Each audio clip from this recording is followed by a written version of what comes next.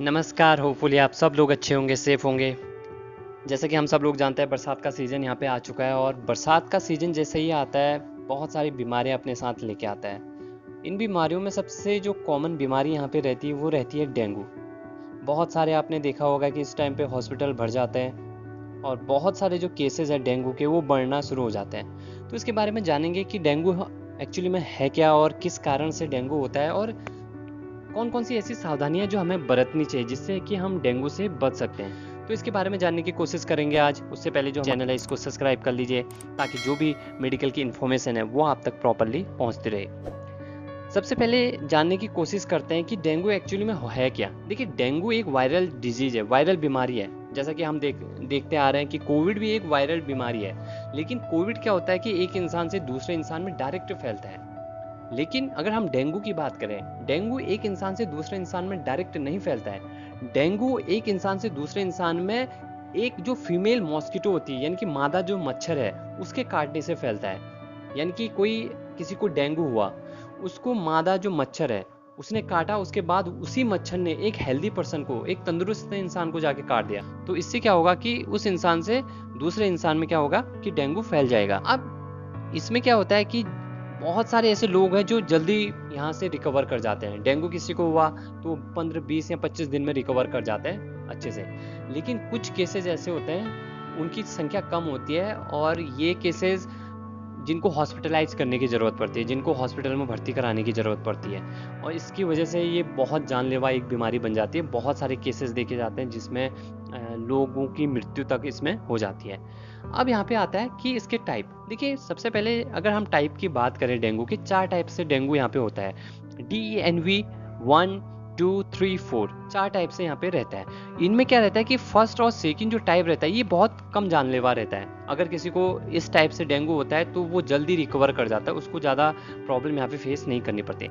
अब जो third number और फोर्थ नंबर का जो टाइप है डेंगू में, थर्ड का जो है डेंगू शॉक सिंड्रोम और फोर्थ है डेंगू हेमरेजिक फीवर, ये सबसे खतरनाक होते हैं। और ये अगर किसी को होते हैं तो ये जानलेवा साबित हो सकते हैं। अब यहाँ पे आता है कि इसके जो कॉज है, देखिए कारण क्या है डेंगू होने का। जैसे कि हमने बताया कि जो मच्छर होता है, जो फीमेल मॉस्किटो होती है जिसको एडिस इजिप्टी नाम से जाना जाता है, उसके काटने से डेंगू एक इंसान से दूसरे इंसान में फैलता है। तो ये सबसे बड़ा कारण है। अब अगर हम कारण की बात देखें तो कहीं पे जल, अगर आपने देखा होगा कि साफ पानी रहता है और रुका रहता है, उसमें डेंगू के जो मच्छर होते हैं वो बहुत ज़्यादा वहाँ पे पनपते हैं। तो जो हमारा एरिया होना चाहिए वो साफ़ होना चाहिए, वहाँ पे पानी इकट्ठा नहीं होना चाहिए, गंदगी नहीं रहनी चाहिए। तो ये भी एक बहुत बड़ा कारण है डेंगू के होने का। इसके बाद आता है इसके कि इसमें सिम्टम, यानी कि इसके लक्षण क्या क्या होते हैं। देखिए, लक्षण की अगर हम बात करें, सबसे पहले इसमें जो बुखार रहता है, फीवर आता है, वो 102 103 डिग्री तक जाता है और स्टार्टिंग में। और ऐसा नहीं है कि डेंगू के मच्छर ने आज काटा है तो कल से आपको ये जो लक्षण है या उसी रात से लक्षण देखने को मिलेंगे। इसको करीब 3 से 5 दिन लगते हैं आपके शरीर में इन लक्षणों को आने में। तो सबसे पहले बुखार आएगा, उसके बाद आपको बदन में दर्द रहता है, आंखों के पीछे दर्द रहता है, हेडेक रहता है, वोमिटिंग उल्टी हो सकती है, पेट में दर्द रहता है। और बहुत सारे केसेस में ऐसा होता है कि अगर टाइप 2 है, जैसे कि हमने बात की थी DENV2, बॉडी में रेड कलर के, लाल कलर के जो रेसेस होते हैं, दाने होते हैं, वो देखने को मिलते हैं। अब आता है यहाँ पे डायग्नोसिस, कैसे पता करें कि डेंगू है कि नहीं है। देखिए, इसके लिए CBC पहले से चला आ रहा है। ब्लड टेस्ट कराएंगे, उसमें एंटीजन एंटीबॉडी टेस्ट होता है और उनसे पता कर सकते हैं कि डेंगू है कि नहीं है। इसके बाद आता है ट्रीटमेंट। देखिए, कोई ऐसा परमानेंट इसका ट्रीटमेंट नहीं है और कोई वैक्सीन नहीं है डेंगू की। इसलिए हर साल हम देखते हैं कि डेंगू के जो केसेस हैं बरसात आते ही स्पाइक कर जाते हैं। तो इसलिए इसका जो ट्रीटमेंट है वो सिम्टोमेटिक ट्रीटमेंट रहता है, लक्षणों के हिसाब से इसमें ट्रीटमेंट ही दिया जाता है डॉक्टर के द्वारा। लेकिन जो प्रिकॉशन है, वो कौन कौन से प्रिकॉशन हम ले सकते हैं। देखिए, वायरल जो बीमारी रहती है उसमें बहुत ज़्यादा पानी पीने की ज़रूरत रहती है, बहुत ज़्यादा जूस पीने की ज़रूरत है, लिक्विड डाइट लेने की ज़रूरत रहती है अधिकतर। हेल्दी डाइट उस टाइम पे ले सकते हैं, फ्रूट्स ले सकते हैं, काढ़ा बना के पी सकते हैं। तो इस टाइप के अगर हम घर में भी अगर करते हैं तो डेंगू से जल्द हम बच जाते हैं।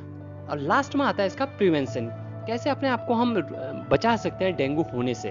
तो इसमें सबसे पहले आता है कि जो पानी रुका है, जहाँ पे पानी रुका है, साफ पानी है, उसको वहाँ से क्लियर करना पड़ेगा। और साथ ही जो हाइजीन है वो मेंटेन करनी पड़ेगी। और प्रॉपर अगर आप बाहर निकलते हो, प्रॉपर क्लॉथिंग, आपके कपड़े अच्छे होने चाहिए, फुल स्लीव आपके कपड़े होने चाहिए, ताकि मच्छर के काटने से आप अपने आप को बचा सको। तो इससे डेंगू होने से आप बच सकते हैं और खुद को भी और अपने साथ अपने फैमिली को भी आप बचा सकते हैं। अक्सर देखा जाता है कि डेंगू में जो प्लेटलेट्स होते हैं शरीर में, उनका काउंट कम हो जाता है। और साथ ही ये माना जाता है कि जो डेंगू का मच्छर होता है वो सुबह के टाइम पे बहुत ज़्यादा एक्टिव रहता है, तो इसलिए अपने आप को प्रिवेंट करने की ज़रूरत है यहाँ पे। तो ये था आज का हमारा वीडियो डेंगू के बारे में। होपफुली आप सबको पसंद आए। तो एंड करते हैं यहाँ पे अपनी वीडियो का। जय भारतवर्ष।